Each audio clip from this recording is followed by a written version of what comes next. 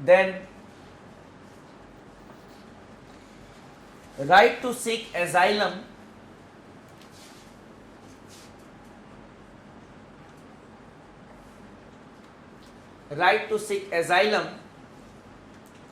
in another country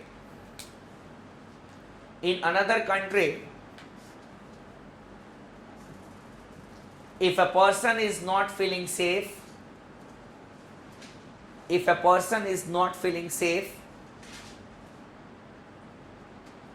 in his or her own country,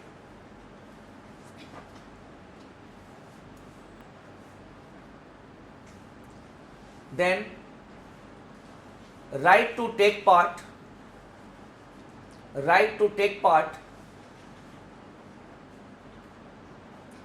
in the political process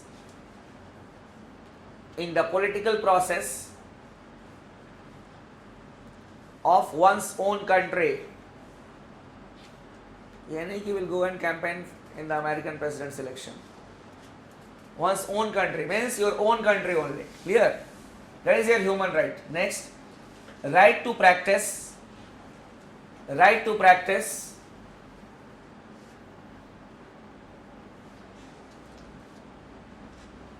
one's own religion.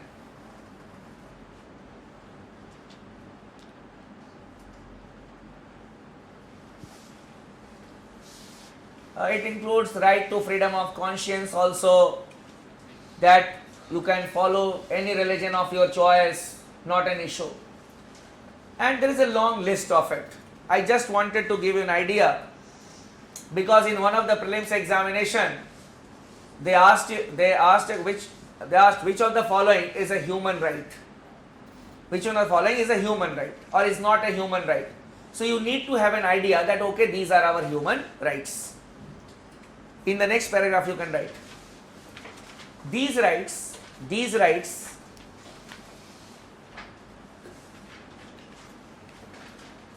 are not binding.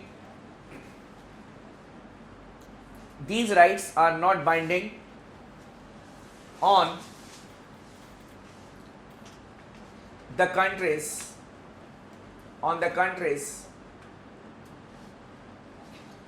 but it is expected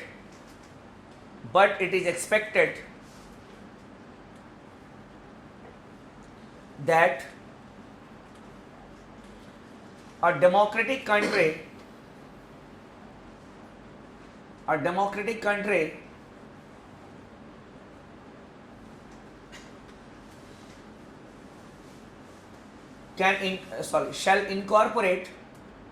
shall incorporate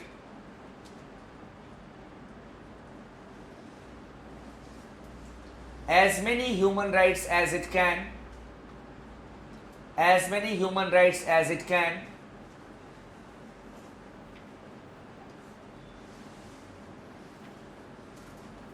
in the law of land.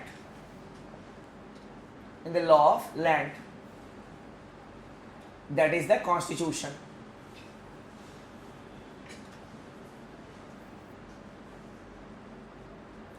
Those human rights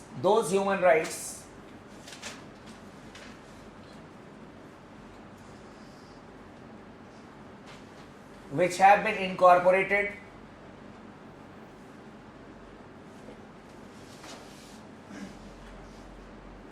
in part 3rd of the constitution,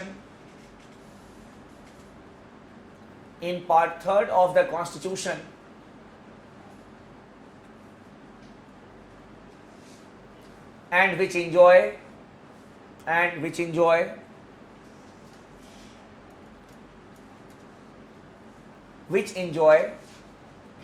a special sanction of law,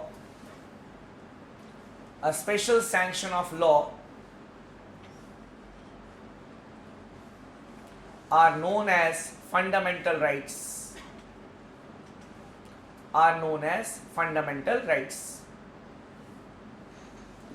And the special sanction of law is that if the fundamental rights are violated, you can go directly to the highest court of the country, that is the Supreme Court. That is the special sanction. For the other rights, that is, which are not there in part 3rd of the Constitution, you cannot go to the Supreme Court directly. First of all, you may go to the High Court. You can write as note, all the fundamental rights are human rights. All the fundamental rights are human rights.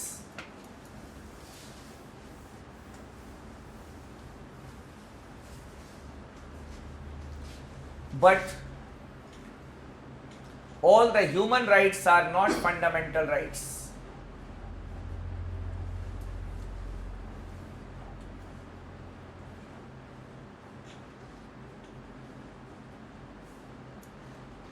All the human rights are not fundamental rights. So now we have introduced fundamental rights by establishing a relation between the FRs and the human rights, that is the fundamental rights and human rights. Now coming to the first thing that we need to discuss in the fundamental rights is the nature of fundamental rights.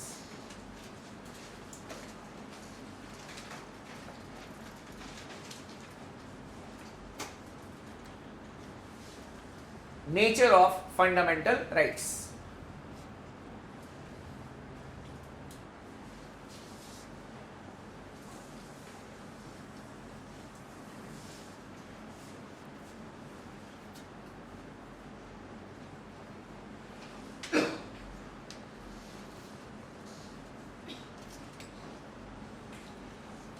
They are enforceable or justiciable. Enforceable in a court of law or justiciable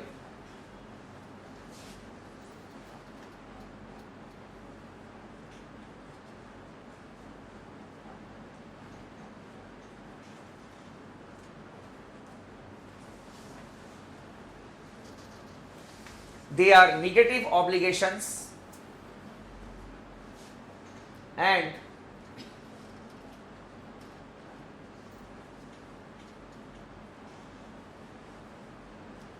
they are not absolute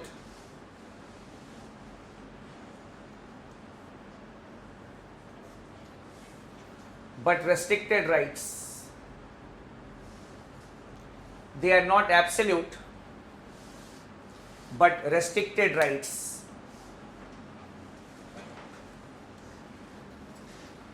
Now coming to the first aspect, that the fundamental rights are enforceable or justiciable. It simply means that if the fundamental rights are violated, one may go to the court of law, including the highest court of the country, that is the Supreme Court. That is the meaning of enforceability. That is the meaning of justiciability. Now coming to the second one, negative obligations. This is because of the words which have been used in the fundamental rights. If I say that please don't disturb the class, it is a negative obligation on your part not to disturb the class. Negative. That okay, yeah, we should not disturb the class. But if I say, please maintain silence, you say, yeah, we need to maintain silence. It is a positive thing. What you need to do? Negative obligation, what we should not do. If we see the wordings of the fundamental rights, most of the fundamental rights are negatively worded. The state shall not discriminate. The state shall not deny. What the state shall not do, that is dominant here. So here we can write, these are considered as negative obligations, as most of the fundamental rights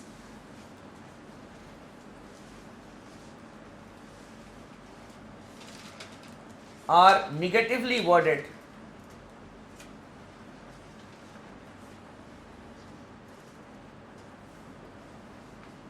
are negatively worded.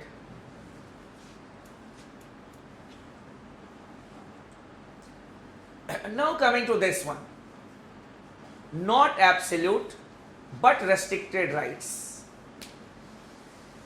Now if I asked you to stretch your arms, those who are sitting with your friends, can you stretch your arms like this? Why? अरे मैंने बोला यार, I'm a teacher, you should do it. Yes, you people also, you just stretch your arms. वो exercise जो कर रहा था उसको बोलो यार वो भी करेगा exercise. Yeah, you also stretch your arms. Yeah, do it. अरे do it like this पूरा, just as you are doing.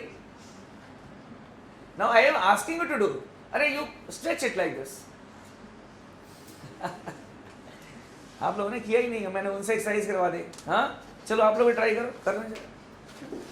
ये साफ करो जरा, बीच में जब बैठिए करो आराम से करो. No you do it. किसको लग जाएगी? इन्हें लग जाएगी. अच्छा ठीक है.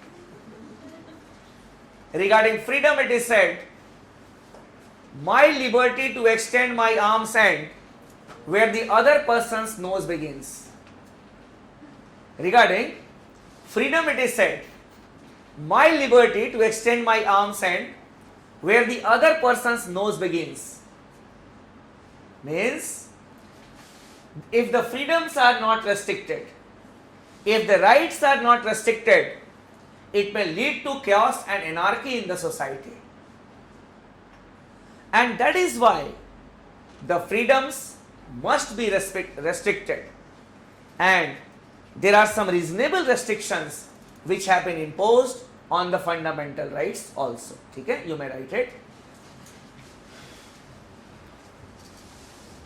The fundamental rights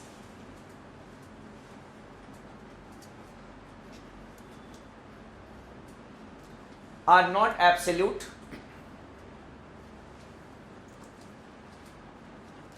but they can be restricted on reasonable grounds.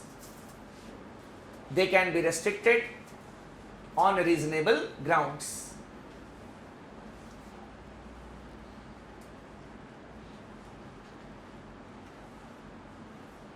Reasonable grounds. These grounds are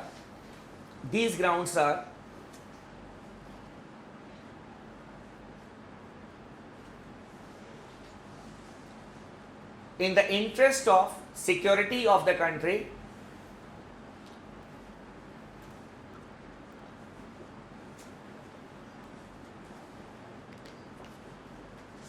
in the interest of the security of the country. Secondly,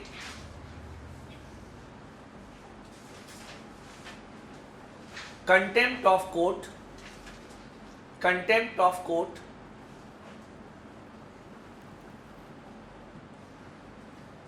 then defamation,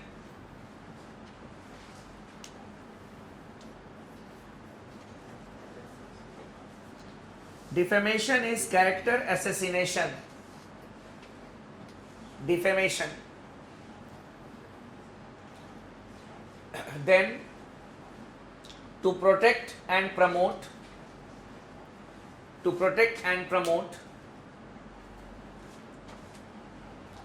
interests of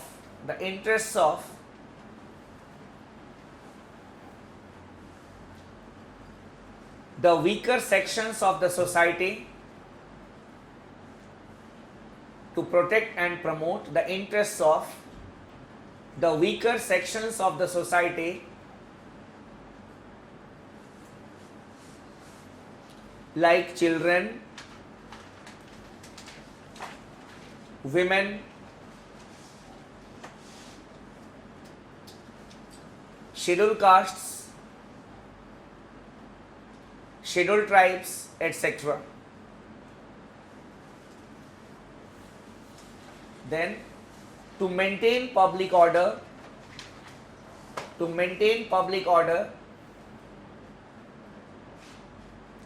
decency and morality.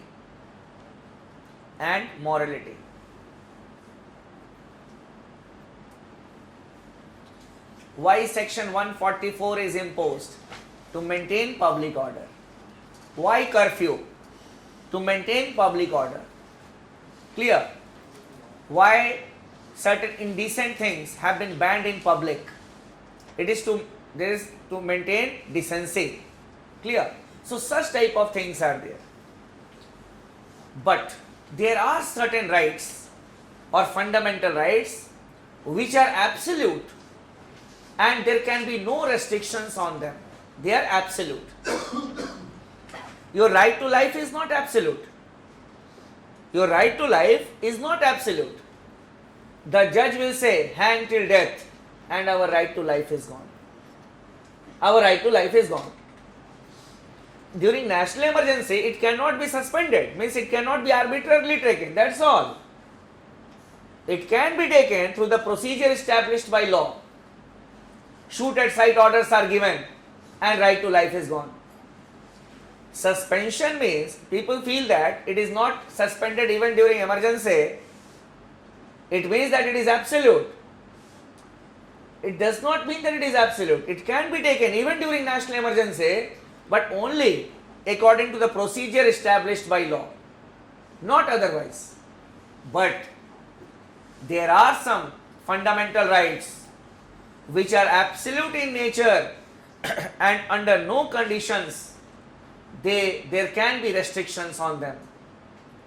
You may write it, absolute fundamental rights. Absolute fundamental rights.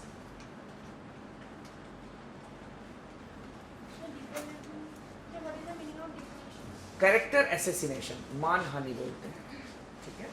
Without any concrete proof, if you try to malign the image of a public person, that is character assassination, that is defamation. You try to defame someone. Yes.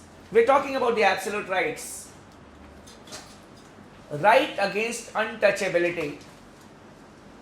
Right against untouchability. Article 17. Under no condition, the judge will say, hey, practice untouchability. Or anyone can ask you or someone to practice untouchability under no conditions. Secondly, right to education, 21A.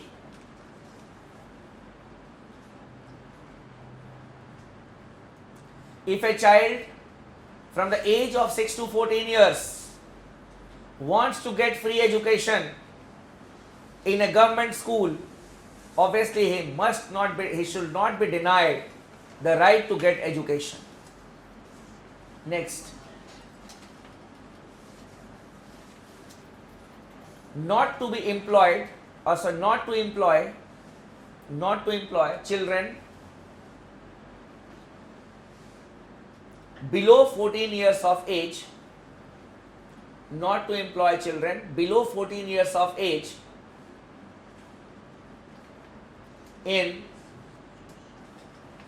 factories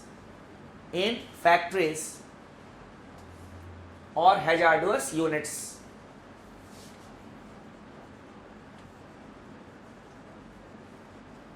Or hazardous units. You say child labor has not been prohibited by our constitution. See my words, I am using the constitution. The constitution nowhere has banned child labor. But the only thing that the constitution says is that child to the age of 14 years below the age of 14 years cannot be employed in factories or hazardous units like mining industry, matchbox industries, cracker industries.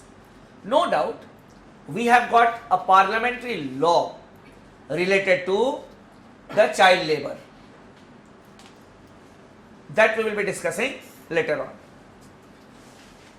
Child labor has got social and economic importance, and that is why it has not been completely banned through the constitution.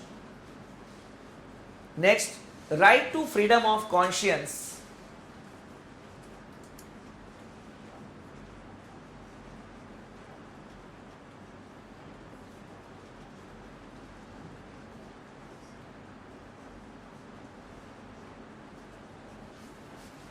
Article 25 clause 1, right to freedom of conscience.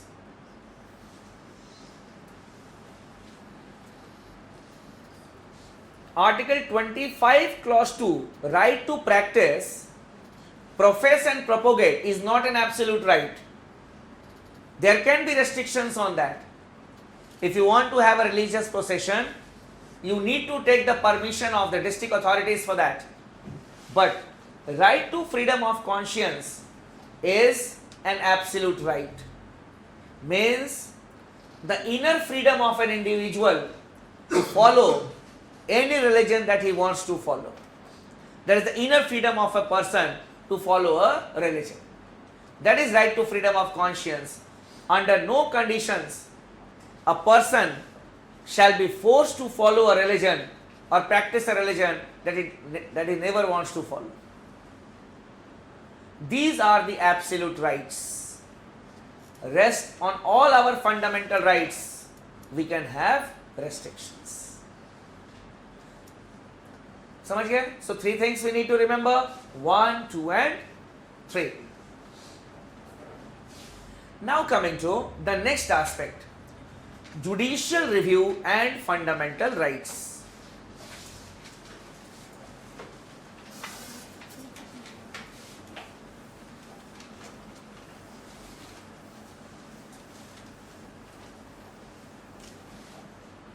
So right to food will come under absolute right. Right to food, ये तो है नहीं ना हमारे fundamental rights में. This is not there in our fundamental right. It can be an inferred right, ठीक है, under article 21, an inferred right. It is not mentioned in the constitution.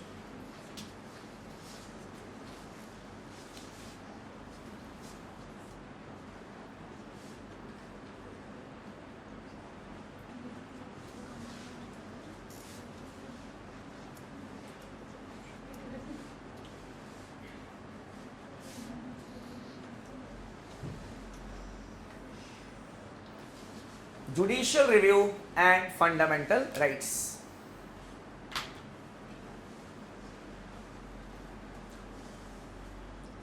First of all, coming to this term, judicial review, we may have seen the judgment of a court, and if the same type of judgment, or we can say judgment of the court on a law made by the parliament or the state legislature, or an executive action, that is known as judicial review.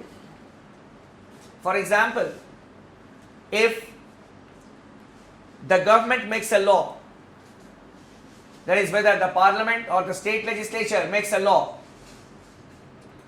the judiciary has the power to review the law and to declare it as null and void if it is not in accordance with the provisions of the Constitution. It can declare a law as null and void if it is not in accordance with the provisions of the Constitution. This is the concept of judicial review. लिख लो. It is the power of the judiciary. It is the power of the judiciary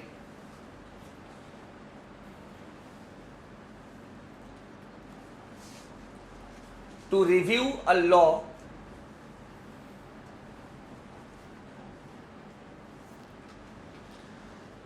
made by the executive or the legislature,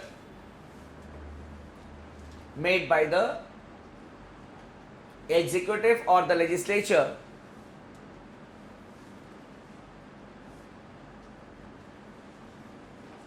and to declare it as null and void, and to declare it as null and void, null and void, VOID, null and void, if it is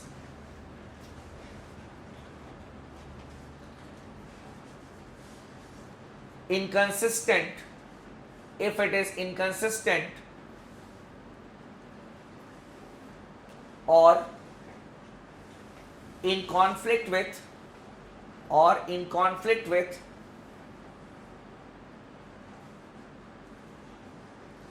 the provisions of the Constitution,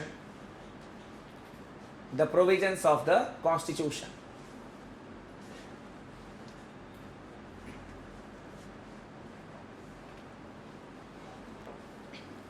Now, from where this concept came, it was the United States of America which evolved the idea of judicial review.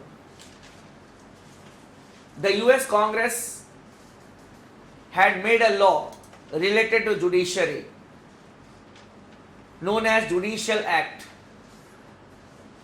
and it was challenged in a case, that is Marbury versus Madison case. Thank you. Marbury versus Madison case. And in that case, the concept of judicial review evolved. And in that case, what the US Supreme Court did, it declared the act made by the Parliament, that is the US Congress, as null and void. And it held that the Constitution is supreme and all the organs, they should act within their limits, because the Constitution has defined and delimited the powers of all the organs of the government. And if the law of the Congress tries to supersede the Constitution, then the judiciary has the power to declare it as null and void. So from here, the concept of judicial review came. In the next paragraph you write,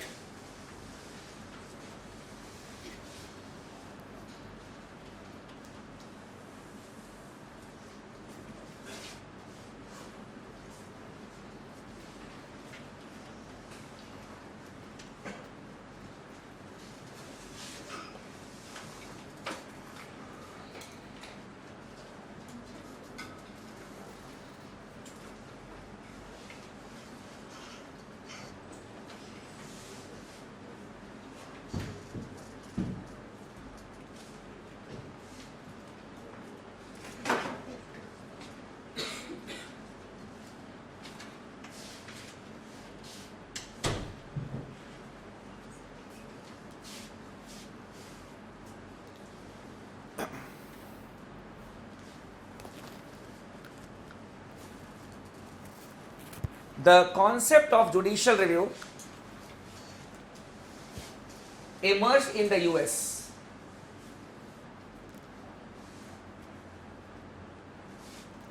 The concept of judicial review emerged in the US.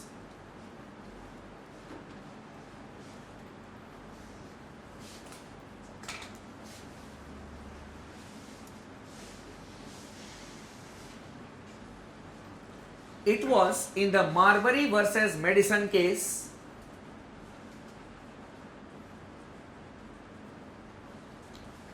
in the Marbury versus Madison case,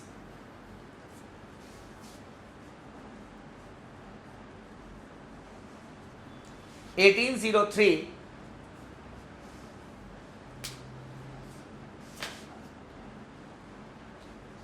that the US Supreme Court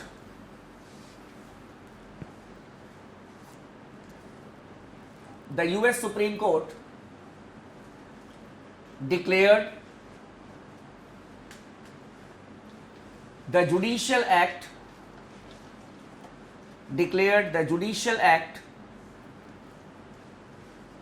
passed by the US Congress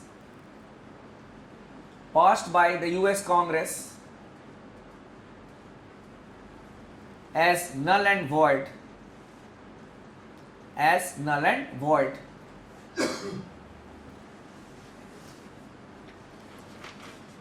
Pronouncing the judgment,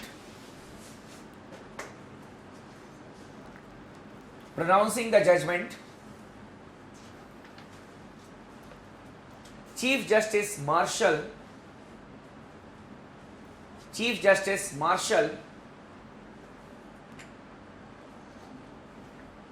held that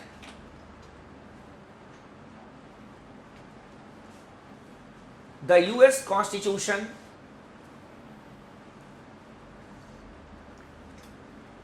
is the supreme law of the land, is the supreme law of the